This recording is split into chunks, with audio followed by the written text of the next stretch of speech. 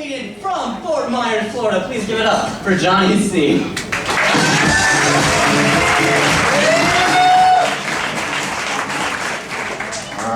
Yeah, so I'm divorced. You're welcome. And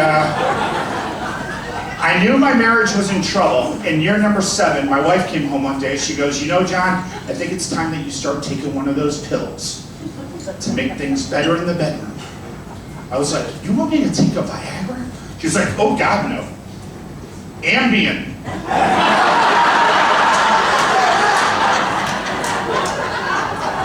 I knew she wanted me to be an animal in the bedroom. I just didn't realize that animal is a hibernating bear. Dating after a divorce is tough. Last year I went on 3 dates with this lady. After the 3rd date, she ends it. She breaks up with me. I said, what?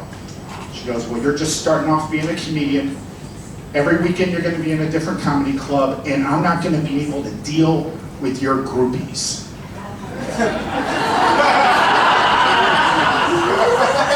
I was like, I'm gonna have groupies? She goes, yeah, there's these people, they come to comedy clubs and comedy shows, they're hoping to meet, hang out with, hook up, maybe even sleep with a comedian. They call themselves chuckle bangers. I was like, chuckle bangers? I had never heard the term chuckle banger before, and I am fairly certain I've never been chuckle banged before. I have been known to make women laugh in the bedroom, but usually it has nothing to do with my stand-up act, you know? But ever since she said that, I've been on the lookout, seeing if I could spot a chuckle banger. I got here real early.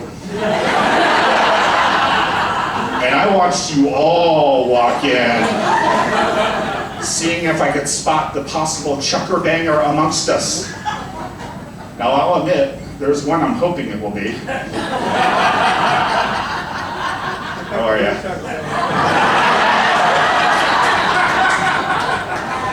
But as I said, I'm not very good at spotting these, and I only have a few minutes, and it's a big room tonight. If you could just help me out.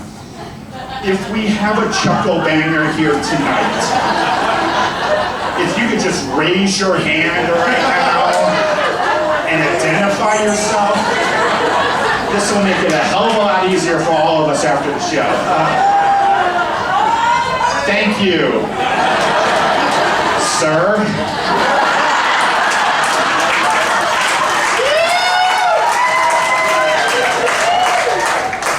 But if I'm going to be dating again, you know, I had to go out, I had to buy condoms. For the first time in like 20 years, because I've always been in these long-term relationships, I had to buy condoms. And they are a lot different nowadays than they were back then. Back then, I'd walk into a store, I only had 2 choices. It was the Trojan 3-pack and the 12-pack.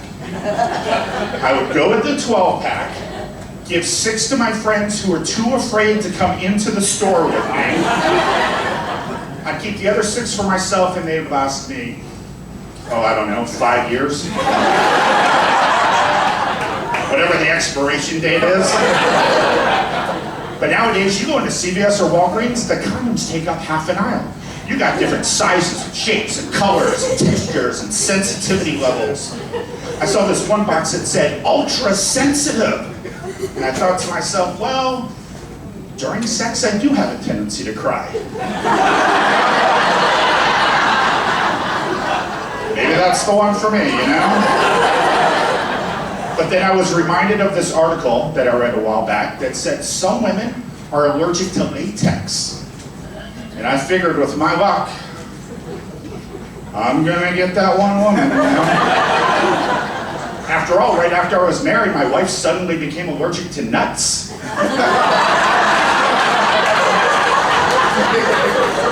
She didn't go any of these things for like 8 years. So I went with sheepskin. Sheepskin condoms. Here's how sheepskin condoms work. You are all excited. It's getting ready to happen. You go to open up the package and then you think to yourself, I wonder how many sheep had to die for this moment.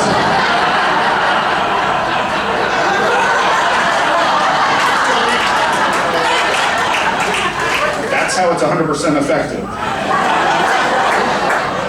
Actually, the sheepskin condoms aren't so bad after all. But it does have an interesting side effect. during the height of it. She's like, "Oh, John," and I was like, "Ah!" That is it for me. My name's John C. Thank you guys.